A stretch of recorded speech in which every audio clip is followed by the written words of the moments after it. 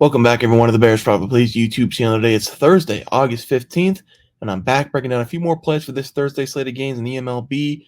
We're going to be looking at the Atlanta Braves going up against the Giants. That's the first play of the day. And then the best play of the day is going to be a match between the Los Angeles Dodgers and the Milwaukee Brewers. 4 total player props for the day, with the 2 best player props being towards the end of the video. Hope everybody enjoys their Thursday, and let's break down some ball. All right, guys, let's get into this graphic from Wednesday night. Not a great day so far, 2-2 altogether, but 1-2 on the best bets. We had the Nationals on the money line going up against the Orioles. DJ Hersey really settled himself down in that game after giving up 2 runs in the first inning. Was able to go 6 innings, but the bats for the Nats, they were not there going up against Krimmer. They lost 1-4, I believe. Jordan Montgomery over 2.5 runs versus the Rockies. That did hit. Took a little bit longer than I thought, but he still gave up 3 runs going up against the Rockies earlier today. Ian Happ over 1.5 bases. Single in the first inning. Nothing else after that. Angels money line going up against the Blue Jays has not started yet. Vlad Jr. over 1.5 bases going up against the Angels again has not started yet. Alex Call, he did hit over 1.5 bases going up against the O's. He went 0 for 4 a couple days ago. And then Martinez, our manager, is like, you know what? Let's put this guy at the bottom of the lineup, which I think that's where he needs to be because the bottom of the lineup needs some help. First 2 at-bats, double, but we had nobody on base. So can't really hit anybody in if you're at the bottom of the lineup and nobody's on base. But is what it is. That one is over 1.5 bases. We did cash that one. Let's take a look at the leaderboard. 0-1 down the best bet for the game pick. 1-1 on the best player props for today. 43-32 year to date. Let's take a look at the games for tomorrow. We're looking for the sweep. We're going to be looking at the Atlanta Braves going up against the Giants. So far this series, it's been really entertaining to watch. We had a very close game the other night with Charlie Morton on the mound for the Braves. It went to extra innings. We had that pitching duel a couple nights ago with Chris Sale going up against Blake Snell. The Giants, they've dropped both the games so far against the Braves. I'm going to take them to drop this game as well. I'm going to take the Braves here on the money line as the play. The Braves have not been playing good baseball for basically the entire season. They've been riddled with these injuries, but over the last couple weeks, this team has really started to get some new life, especially with their bats in their hands. They've been really good getting people on base and then putting some runs up on the board, and the pitching this season for them has been pretty good. I'm going to rely on Max Fried in this game to get the job done going up against the Giants. Max is coming into this game after back-to-back really tough starts, going up against the Rockies and the Marlins, 2 teams that he really shouldn't have any problems with. He had to go on the road against the Rockies. Not a lot of guys have success on the road playing in Colorado, so I'm going to give him a pass for that game. I'm not going to give him a pass, though, going up against the Marlins in his first game back after the All-Star break. He gave up 5 runs, had 5 walks in that game, really hurt himself giving up those free passes before the All-Star break. Max, he was wheeling and dealing for the Braves. He having a 3.08 ERA. That was fluctuating up and down. He's given up 1 run or less in 5 of the last 10 starts that he's been in, so he does have the capability to go out there and shut down the opposing team. Coming off of that injury after the All-Star break where he missed the scheduled start, he hasn't looked like his normal self, but this is a really good spot for a bounce-back game. The Giants haven't been great with the bats in their hands this season. I do think we're going to see a great game here out of Max.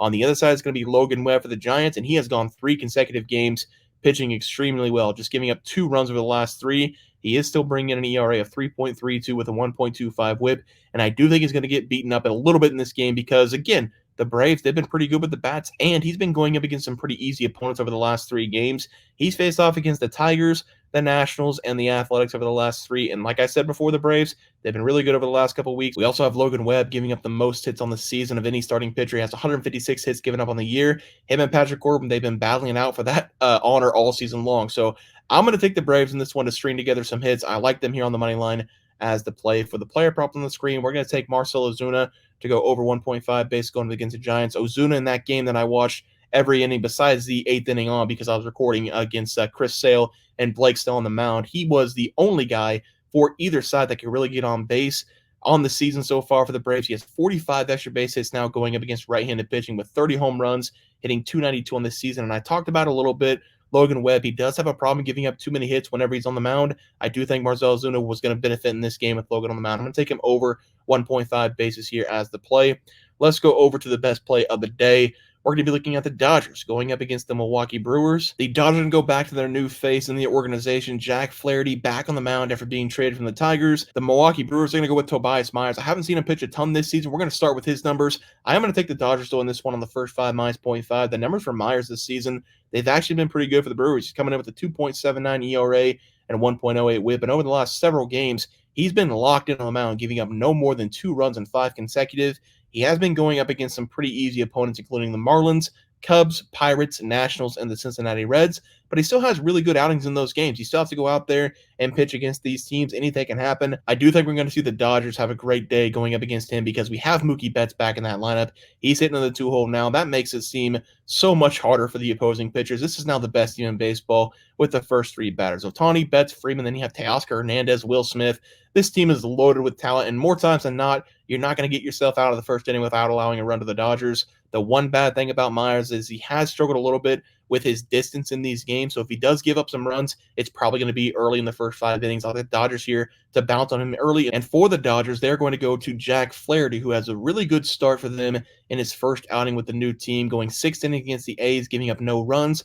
But after that outing against the Athletics, he had a pretty bad game going up against the Pirates. It was all basically in one inning, giving up 3 runs to the Pirates. He did have a double-digit strikeout game in that one, but he allowed 9 hits, something that we very rarely see out of Jack Flaherty. It was the most hits he's given up on the season. I think he's going to get back to going 6+ innings, giving up about 5 hits, 1 run in this game, going up against the Brewers, because that's what we've been seeing from him all season long. Before the trade deadline, he did have a 2.95 ERA and a below 1 whip, something that you always look for in a sign for a good starting pitcher. If you can keep people off the bases more times than not, you're going to have a great start. And Jack also doesn't give up a lot of home runs, which is why I was very surprised in his last game that he gave up 2 home runs to the Pirates. I think he's going to keep the bases clean. If he keeps the ball in the ballpark, he's going to have himself a great quality outing. Give me the Dodgers here on the first 5 minus 0.5 as the play. For the player props on the screen, we're going to go to one of the best hitters in baseball, Ohtani, to go over 1.5 bases going up against the Brewers. I mentioned Tobias. He has been pitching a lot better over the last 3 or 4 games, but he did give up 5+ hits in 4 of the last 5 games prior to this 3-game stretch.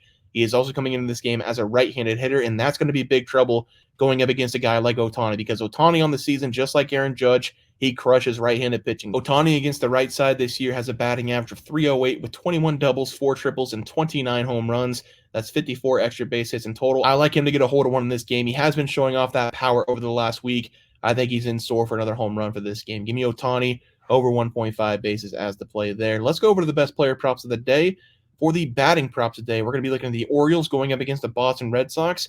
I'm going to take Anthony Santander to go over 1.5 bases against the Red Sox. There are a couple people in this game that I think is worth a look, including Ryan Mountcastle, but I'm going to go with Anthony in this spot because he's been excellent hitting off-speed pitches this season.